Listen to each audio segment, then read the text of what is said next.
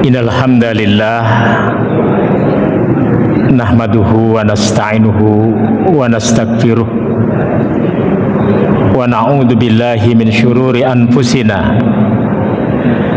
wa min sayyiati a'malina may yahdihillahu fala mudhillalah wa may yudlilhu fala hadiyalah. Asyhadu an la ilaha illallah wahdahu la syarikalah wa asyhadu anna Muhammadan abduhu wa rasuluh la nabiyya wa la rasula ba'dah amma ba'du. Ikhwan fillah, azakumullah. Malam ini kita kembali berjumpa dalam rangka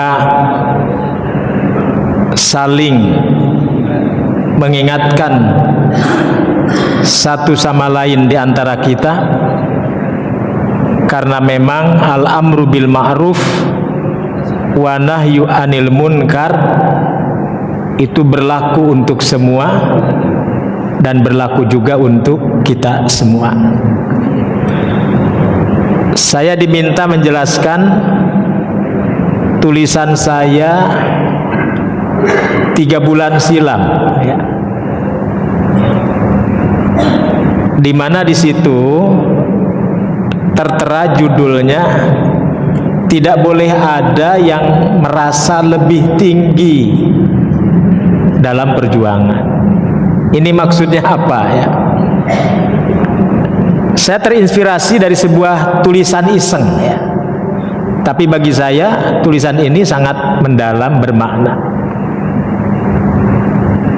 Saya lagi sholat dan sempat terganggu juga sholat saya. Ada jamaah pakai kaos. Sholatnya di depan saya. Dan tertulis di kaos belakangnya itu sebuah narasi yang cukup menarik. Lahir ditolong orang, sakit dirawat orang, dan mati pun digotong orang. Lantas apa yang kita banggakan, yang kita sombongkan, kalau segala sesuatu masih membutuhkan keterlibatan orang lain? Ini bukan hadis Nabi, ya. Tapi ini orang iseng nulis, ya. Dibikinkan kaos gitu, ya. Bapak jangan tanya apa hukumnya sholat membaca kaos orang. Nah, jadi yang salah bukan saya yang sholat, ya. Yang salah sholat pakai tulisan, pakai baju yang ada tulisan yang bisa dibaca orang. Nah, itu yang mengganggu orang, gitu. Saya terkadang banyak terinspirasi dengan narasi-narasi yang kadang-kadang seperti iseng, tapi menurut tema saya punya bobot yang tinggi. Saya lagi naik mobil, duduk saya di depan, saya dan Pak sopir. Tahu-tahu ada truk nyalip, dan truk itu ada di depan kita banget, ya. Tahu-tahu di belakang truk itu ada bacaan gede banget, ya. Bacaannya menarik. Gelar sarjana otak TK. Gelar sarjana otak TK. Karena waktu itu saya mau menuju Bandung dan ada seminar tentang pendidikan, maka judul yang di belakang truk itu yang saya jadikan judul. Dan itu ternyata menarik, ya. Jadi banyak inspirasi yang kadang-kadang muncul di jalanan, ya. Mudah-mudahan tidak mengurangi rasa hormat. Maka tulisan itu saya kembangkan, ya. Nah, di sini Bapak Ibu juga bisa baca sendiri tulisan saya. Kalimat tadi merupakan pesan moral yang sering kita temukan, ya. memberikan kesan mendalam bahwa hidup memang tidak bisa sendirian. Artinya apa? Artinya adalah prinsip hidup silih asah, silih asuh, silih asih. Nah, ini kalimat ini sering muncul sekarang ya oleh Pak Gubernur Jawa Barat. Konsep silih asah, silih asuh, silih asih merupakan kunci pergaulan dan interaksi sosial sesama umat manusia untuk saling memperhatikan, mengayomi, menebar kasih sayang satu sama lain. Terlebih kehidupan sesama yang dibingkai dengan tali ikatan iman dan kebersamaan dalam perjuangan.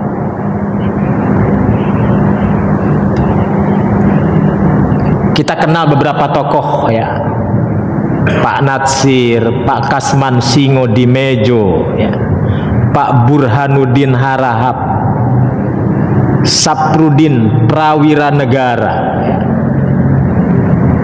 Tokoh-tokoh di atas usia,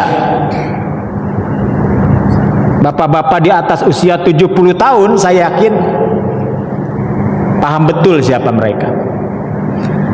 Dalam perjuangan mereka, mereka sejajar. Walaupun satu sama lain tentu berbeda.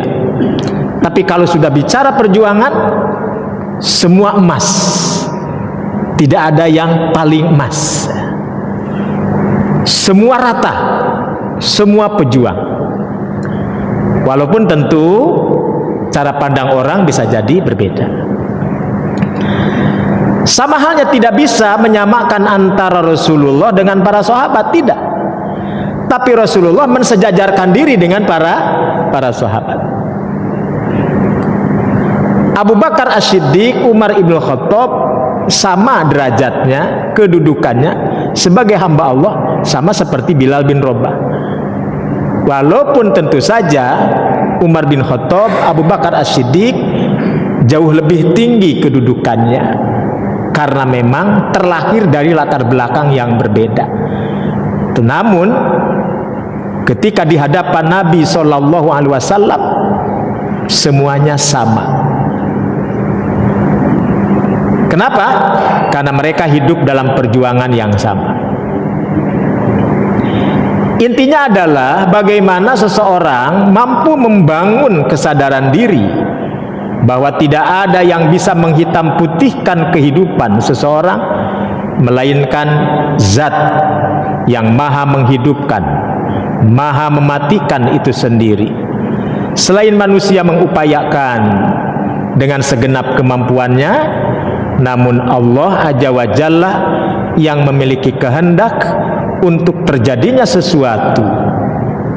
Al-Quran menyebutkan, a'udzubillahi minasyaitonir rajim, wa huwallazi yatawaffakum bil-laili wa ya'lamu ma jarahtum bin-nahari thumma yab'atsukum fihi liyuqdha ajalun musamma thumma ilaihi marji'ukum thumma yunabbi'ukum bima kuntum ta'malun. Dialah Allah yang menidurkan kamu di malam hari. Dialah Allah yang maha mengetahui apa yang kamu kerjakan di siang hari. Lalu dialah Allah yang membangunkan kamu pada siang hari untuk disempurnakan umurmu yang telah ditentukan. Umur kita tidak ada yang tahu, tidak bicara tua dan muda. Kalau soal ajalun musamma itu sudah menjadi hak Allah, tak ada seorang pun yang diberitahu. Allah Rabbul Alamin melalui lisan nabinya hanya mengisyaratkan saja. a'maru ummati ala sitina wa sab'ina sana. Rata-rata umur umatku antara 60 sampai 70 tahun. Mengapa Nabi mengatakan begitu? Umur umatnya 60-70. Karena Nabi sendiri wafat dipanggil Allah dalam usia 63 tahun. 40 tahun merupakan asal umur Nabi akhir zaman. Di SK-kan, diangkat jadi Nabi, jadi Rasul usia 40 tahun. Berjuang di Mekah 13 tahun. Berjuang di Madinah 20 tahun. Kembali ke Mekah, membebaskan kota Mekah. Ya. Tak lama kemudian, setelah kembali ke Madinah, Nabi dipanggil Allah Subhanahu wa ta'ala dalam usia 63 tahun. Jadi wajar kalau Nabi mengatakan umur umatku rata-rata 60 sampai 70 tahun. Subhanallah, tabarakallah, di masjid ini rata-rata berapa tahun? Kalau yang 60 tahun berarti jatahnya 10 tahun lagi. Ini sudah lampu apa nih? Lampu kuning. Kalau yang sudah merasa 70 tahun sudah finish ya. Yang lebih 70 tahun bonus katanya ya.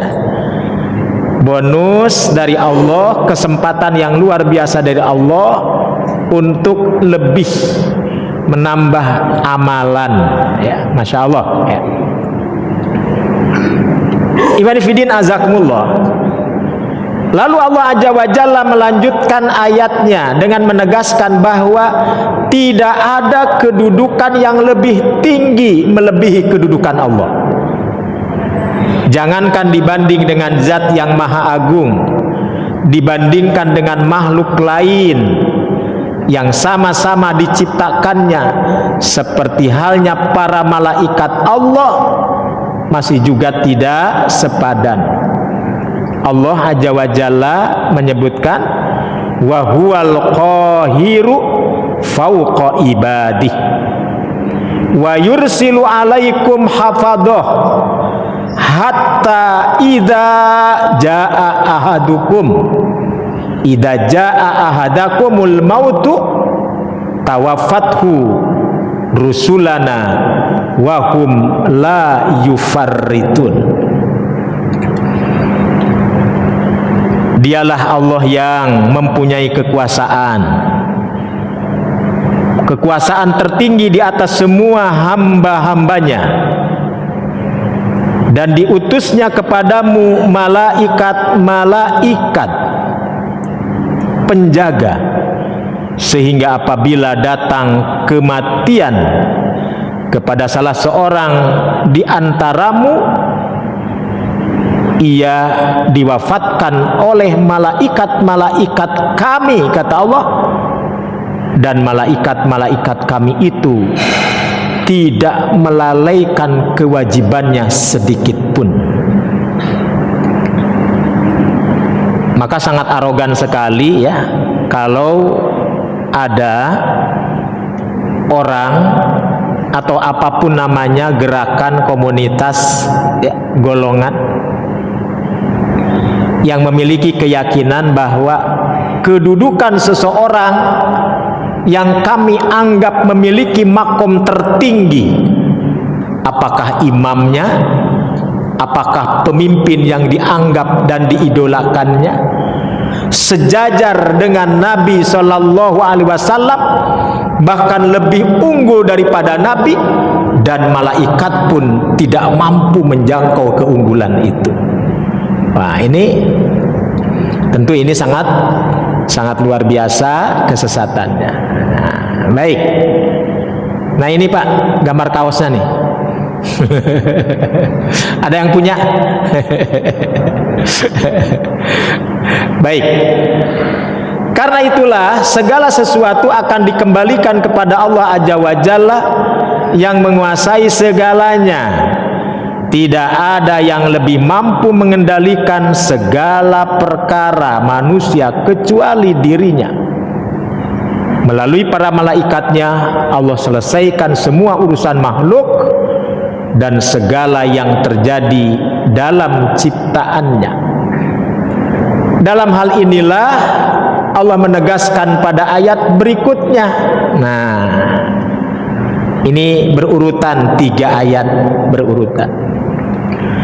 Tsumma ruddu ilallahi maulahumul haq ala lahul hukmu wa huwa asraul hasibin. Kemudian mereka hamba Allah dikembalikan kepada Allah, penguasa mereka yang sebenarnya. Ketahuilah bahwa segala hukum milik Allah dan dialah pembuat perhitungan yang paling cepat. Oleh karena itu, tidak ada seorang manusia pun yang memiliki punya kekuatan yang bisa melebihi Allah Subhanahu wa taala. Namun dalam praktiknya bukanlah perkara mudah untuk menghilangkan keangkuhan diri atas keterbatasan dan kekurangan yang dimiliki. Kita anggap kekurangan kita itu justru sebagai kelebihan. Maka dalam waktu yang bersamaan, terkadang sebagian manusia sebagai makhluk merasa memiliki segala kemampuan. Maka dengan sendirinya, tanpa sadar, manusia tersebut mengangkat dirinya sebagai orang yang paling mampu. Nah, dikasih tanda petik ya. Paling mampu mengerjakan segala urusan dan bahkan menutup kesempatan manusia lain untuk menunjukkan kebolehan dan kemampuan yang dimilikinya. Nah, ini diibaratkan falsafahnya seperti seekor ulat yang bercermin. Dia kira apa yang nampak di cermin itu indah, berupa kupu-kupu ya. Padahal hakikatnya dia seekor lalat, seekor ulat, bukan lalat. Hakikatnya dia masih jadi ulat, belum berkembang menjadi kupu-kupu. Tapi ketika dia bercermin, seolah dirinya sudah menjadi kupu-kupu indah. Padahal dia seekor ulat yang menjijikkan. Saudara-saudara, terlebih apabila dihiasi dengan perasaan paling bersih. Nah, tadi paling mampu, sekarang paling bersih. Paling bersih di antara manusia lainnya dari perkara perbuatan hati yang tersembunyi, merasa diri besar, maka disebut kiber. Bangga akan kelebihan diri, maka itu disebut ujub. Adanya kedengkian terhadap orang lain, hasad, terperdaya dengan kemampuan diri sendiri, tertipu dengan diri sendiri, gurur, dan sifat-sifat lain yang bisa melahirkan sikap merasa sangat terancam oleh kemampuan dan kelebihan orang lain. Perilaku narsistik semacam ini disebut juga oleh sebagian ahli kesehatan mental sebagai superiority complex ya. Superiority complex. Artinya kalau melihat orang punya kelebihan merasa terancam. Tapi memang ada hadis Nabi yang mengatakan la hasada illa fisnatain. Ada. Tidak boleh hasad kecuali dalam 2 perkara. Perkara yang pertama, ketika melihat orang yang punya ilmu, lalu dia sangat berkeinginan, saya juga bisa, saya juga mampu berupaya seperti dia. Nah, itu dibolehkan dalam agama. Kalaupun hasad itu boleh, nah hasad terhadap ahli ilmu karena menginginkan dia memiliki ilmu seperti dia. Yang kedua, anfaqomalan. Ketika seseorang melihat orang lain berinfak banyak, dia merasa ingin, saya juga harus berinfak seperti dia. Itu yang dibolehkan. Iwan fillah azakumullah, sikap seperti itu bukan sekadar merusak kejiwaan pelakunya, melainkan bisa menjadi bumerang dan benalu bagi yang lainnya. Bisa merusak pertemanan, membahayakan pergaulan, mengganggu kebersamaan dalam aktivitas, bahkan bisa melenyapkan ketulusan diri dan keikhlasan orang lain, termasuk dalam perjuangan dalam keumatan. Berupaya menjadi orang bersih merupakan suatu keharusan. Namun mendeklarasikan diri sebagai orang paling bersih merupakan kehinaan. Berusaha untuk tetap berjuang merupakan kewajiban. Namun memproklamirkan diri sebagai orang yang paling berjuang dengan segala sikap keturunannya merupakan kenistaan. Maka Allah katakan, fala tuzakku anfusakum. Janganlah kamu, kata Allah, mengatakan dirimu suci. Dialah yang paling mengetahui tentang orang yang bertakwa itu sebenarnya.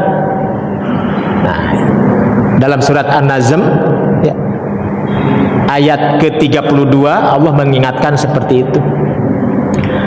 Nah, oleh karena itu iwan fillah azakumullah, agar cerminan sikap saling menghargai terasa lebih ada dalam perjuangan kita dalam apapun, maka sudah seyogyanya satu sama lain mampu mendudukkan dirinya secara proporsional untuk bisa saling mengorangkan.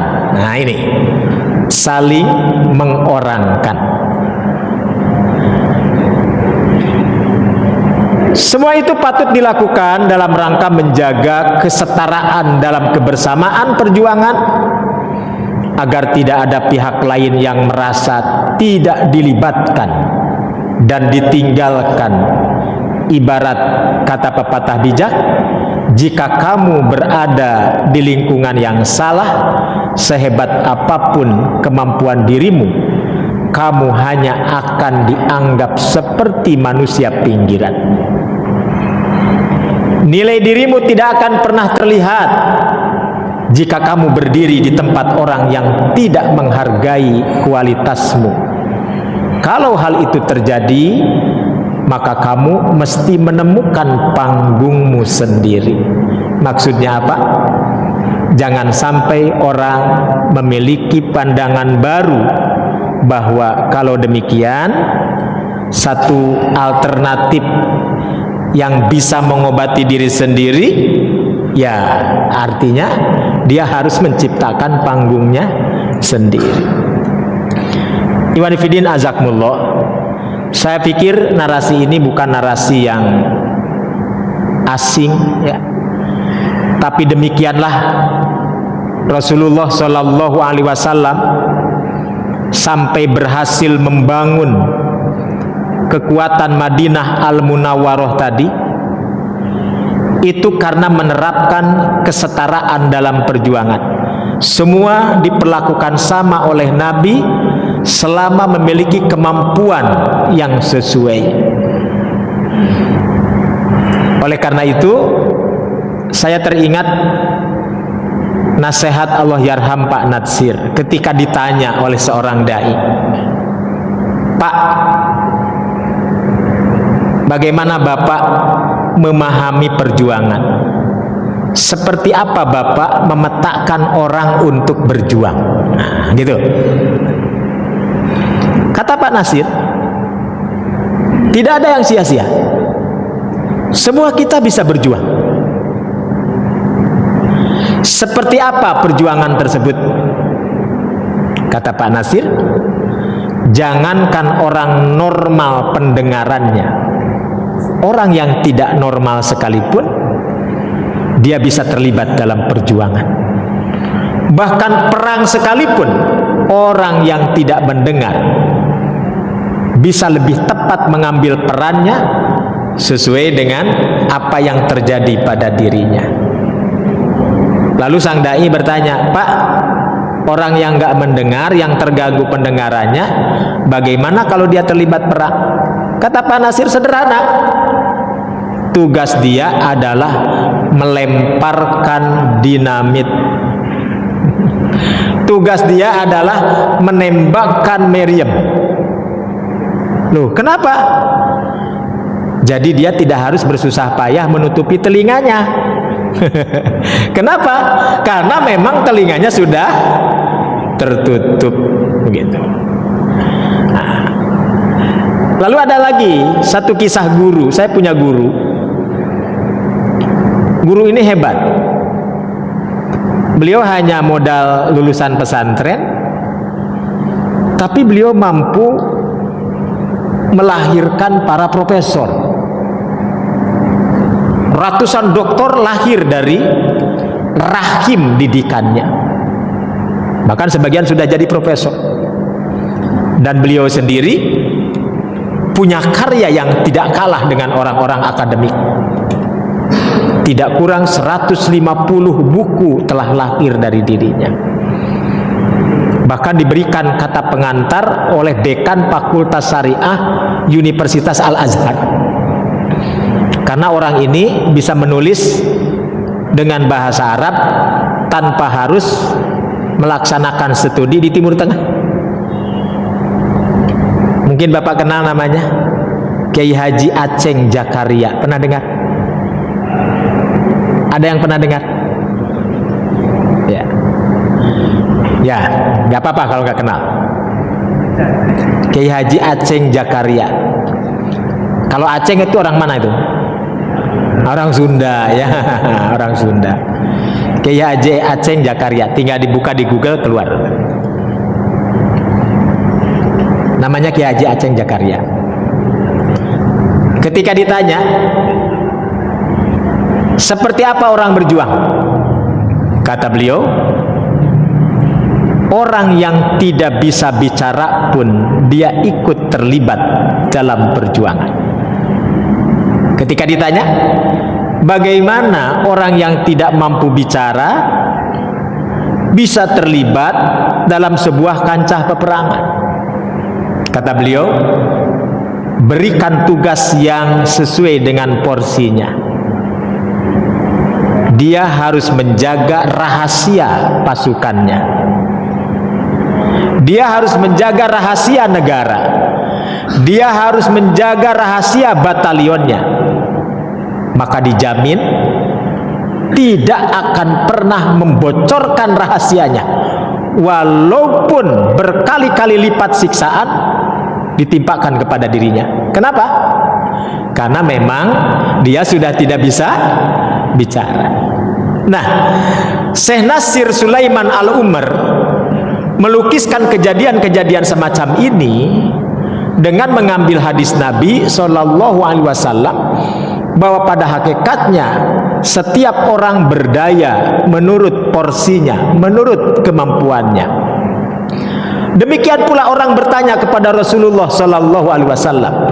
Rasulullah tidak pernah mengecewakan ketika menjawab. Ketika ada pertanyaan, Rasul menjawab. Jawaban Nabi tidak pernah mengecewakan para sahabatnya.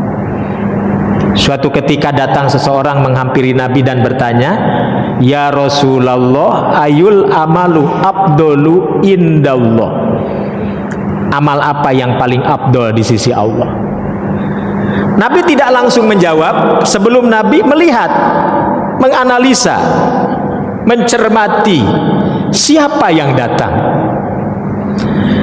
Ternyata yang datang ini orang biasa, bukan pejabat, tidak memiliki kekuasaan.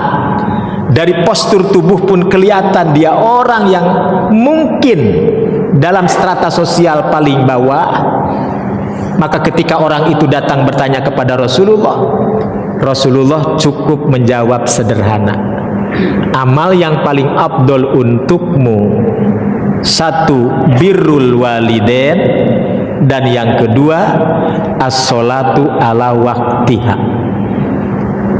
Engkau berbuat baik kepada kedua orang tuamu, itu adalah amal yang paling hebat. Engkau tepat setiap datang waktu sholat, engkau sholat tepat pada waktunya, itu adalah amalmu yang paling hebat. Orang yang bertanya tidak kecewa dengan jawaban itu, dan jawaban itu dirasakan mendorong akan kemampuannya. Oh, kalau berbuat baik kepada kedua orang tua, insya Allah saya mampu. Kalau sholat tepat pada waktunya, insya Allah saya mampu. Coba kalau Nabi ditanya orangnya yang seperti itu, Nabi menjawab, al jihadu fi sabilillah. Orang datang seperti tadi, kering, kerontang, ya. Orang juga tidak menganggap, lalu nanya kepada Rasulullah, ya Rasul, amal apa yang paling afdal? Jihad fi sabilillah. Ini kurang muktadul hal. Berbeda ketika yang datang itu seorang anak muda, strong, kuat, kelihatan postur tubuhnya, kelihatan raut mukanya tajam begitu, kokoh. Nabi menjawab, al jihadu fi sabilillah. Amal yang paling afdol di sisi Allah untukmu adalah jihad fi sabilillah. Yang datang kepada Rasulullah ternyata orang yang memiliki kekayaan melebihi kawan-kawan yang lainnya. Bukan orang fukara, bukan orang masakin. Yang datang adalah orang yang memiliki kekayaan. Maka ketika ditanya amal apa yang paling afdol di sisi Allah, Nabi cukup menjawab, al-infaqu fi sabilillah. Infak di jalan Allah. Nah, hadis ini dipetik oleh Syekh Nasr Sulaiman Al-Umar dalam kitabnya Fiqhul Waqi. Apa itu Fiqhul Waqi? Fiqhul Waqi, kata beliau, merupakan fikih ajaran Islam dalam memetakan persoalan sesuai dengan konteksnya, menempatkan suatu permasalahan sesuai dengan realita yang ada. Nah, jadi maka fikih waqi itu sering diterjemahkan oleh para penerjemah fikih realita. Ada dua buku yang bisa dibaca. Satu, kitab yang ditulis oleh Sayyid Qutb. Terlepas perdebatan para ulama tentang sosok Sayyid Qutb, itu hal yang biasa, wajar. Karena Sayyid Qutb ini sosok berani, ya. Kadang-kadang pandangannya juga sangat berani. Kenapa berani? Ya wajar. Karena Sayyid Qutb hidup di Mesir menghadapi rejim yang sangat otoriter, yakni pada masa zamannya Jamal Abdul Nasir, di mana Jamal Abdul Nasir banyak memusuhi para ulama di Mesir waktu itu, yang kontra dengan rejim Mesir. Makanya sempat buku-buku yang ditulis oleh Sayyid Qutb terlarang beredar. Nah ini, padahal dia punya buku yang sangat luar biasa, 6 jilid, Fi Dhilalil Quran.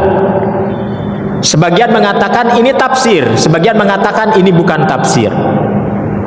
Tapi yang jelas Sayyid Qutb berhasil bagaimana menerjemahkan narasi ayat demi ayat di dalam kitabnya Fi Dhilalil Quran yang mampu membangkitkan orang banyak untuk berjuang. Nah, salah satunya kitab Fi Dhilalil Quran. Walaupun kitab ini banyak dikritik, ya. Nah, sekali lagi, kitab ini banyak dikritik. Namun Ngeritik saja tidak cukup kalau tidak meluruskan. Nah ini, ada orang mengkritik aja terus tapi tidak pernah meluruskan, atau mengkritik terus tapi tidak memberikan solusi. Maka ada ulama lain mencoba meluruskan kitab Fi Zilalil Quran. Salah satunya kitab yang ditulis dengan judul Az-Zulal Minaz Zilal. Tuh, Az-Zulal Minaz Zilal, artinya keterpelesetan tafsir ad-dilal. Tuh. Jadi ketika kita ingin mengkritik, seharusnya sudah disiapkan alternatifnya. Baik. Yang kedua, buku yang ditulis oleh seorang ulama kawakan. Beliau dinobatkan sebagai presiden fikih dunia. Siapa? Presiden fikih dunia, Profesor Dr. Yusuf Al-Qaradawi. Beliau juga menulis fikih realita, atau fikhul aulawiyat. Oleh karena itu, ikhwani fillah azakumullah, dalam perjuangan kadang-kadang mana yang harus didahulukan, mana yang harus dibelakangkan, mana yang harus bareng-bareng dimajukan, mana yang harus dimundurkan secara berbarengan, mana yang harus zigzag. Saya pikir asam garam perjuangan bagi saya tidak pantas untuk memberikan gambaran-gambaran yang lebih utuh kepada bapak-bapak semua, karena saya yakin dalam menempuh kehidupan yang sangat fana ini, kita selalu dihadapkan dengan model-model ujian yang berbeda. Ujian zaman bapak-bapak tidak seperti ujian zaman anak-anak kita sekarang. Dan nanti ujian anak-anak kita sekarang belum tentu sama dengan ujian yang menimpa anak-anak mereka di kemudian hari. Disinilah pentingnya mengambil kemanfaatan yang sepadan. Maka muncul istilah hikmatul kibar wa hamasatus syabab. Hikmatul kibar wa hamasatus syabab. Apa maknanya? Semakin tinggi usia, semakin di atas usia, semakin bijak harusnya. Dan semakin diri merasa masih muda, maka dia harus mampu mengobarkan semangat. Nah, maka muncul istilah hikmatul kibar wa hamasatus sabab. Dalam prakteknya saudara-saudara, kadang-kadang terjadi miskomunikasi. Yang tua salah paham kepada yang muda terlalu berani melangkahi yang tua. Ini seringkali terjadi. Atau orang tua dengan orang tua, anak muda dengan anak muda. Nah, oleh Rasulullah Shallallahu Alaihi Wasallam dipetakan sedemikian rupa. Oleh karena itu, kebersamaan anak-anak muda selalu mengiringi kebersamaan Rasulullah dalam apapun bentuk perjuangannya. Ada satu kitab yang sangat bagus, ditulis oleh Sayyid Muhammad Nuh namanya. Beliau seorang ahli jiwa muslim. Ya, kalau di kita mungkin seperti psikiater. Tapi dia ulama hebat. Dia ulama yang psikiater. Salah satunya kitab yang menurut hemat saya sangat menarik, Gorsul Jihad Fi Ahdi Sahabah, Manhajun Nabi Fi Gorsil Jihad Fi Ahdi Sahabah. Nah, itu judul kitabnya. Manhajun Nabi Sallallahu Alaihi Wasallam Fi Gorsil Jihad Fi Ahdi Sahabah ridwanullah alaihim ajmain. Bagaimana metode Nabi membangun semangat membersamai para sahabat di dalam perjuangan. Suatu saat Nabi mengumpulkan para sahabat, genderang perang sudah ditabuh, Maka para sahabat pun menyambut gegap gempita. Saya ikut berjuang ya Rasulullah. Saya ikut berjuang ya Rasulullah. Tanpa sadar, saat para sahabat berkumpul, ternyata ada beberapa orang bocah ikut berbaris. Bocah ini berdiri paling belakang. Saking ingin dibilang sudah dewasa, bocah-bocah ini menjinjitkan jari kakinya. Ya Rasulullah, aku ikut berjuang ya Rasulullah. Ya Rasulullah, aku ikut berjuang. Nabi pun tersenyum melihat tingkah bocah-bocah ini. Lalu Nabi mengatakan, wahai bocah, kamu masih punya orang tua kan? Masih. Kamu sayang orang tuamu? Sayang. Nah, begini aja, kamu masih kecil, kamu cukup layani dengan baik orang tuamu, itu adalah jihadmu. Maka si bocah pun pulang dan dia pun berbuat baik kepada orang tuanya. Lalu Sayyid Muhammad Nuh menjelaskan lagi, ada hadis Rasulullah yang cukup menarik. Saat para sahabat sedang berhadap-hadapan dengan kekuatan orang-orang kafir, dua orang bocah tiba-tiba masuk ke gelanggang perang dan bertanya kepada sahabat senior, namanya Sa'ad bin Mu'ad. Sa'ad bin Mu'ad ditanya, wahai paman, kata dua orang bocah ini, paman, tunjukkan padaku mana yang namanya Abu Jahal. Nah, gitu. Kalau dalam bahasa Betawi gimana ya? Bang, tunjukkan mana yang namanya batang hidungnya Abu Jahal. Jadi dua orang bocah ini datang menghampiri Sa'ad bin Mu'ad, wahai paman Sa'ad, tolong tunjukkan mana sih yang namanya Abu Jahal. Kok nama ini begitu sangat terkenal begitu di kalangan para sahabat? Terkenal apanya? Terkenal menghalangi dakwah Rasulullah. Sampai bocah kecil pun mendengar. Maka bocah ini bertanya, tolong paman, tunjukkan padaku mana yang namanya Abu Jahal. Maka tanpa ada pikir panjang, Sa'ad bin Mu'ad pun mengatakan, nak, no, yang namanya Abu Jahal yang ono. Maka seketika dua anak bocah pun lari, ya, bagaikan anak panah keluar dari busurnya memukul Abu Jahal. Tuh, sampai begitu, ya.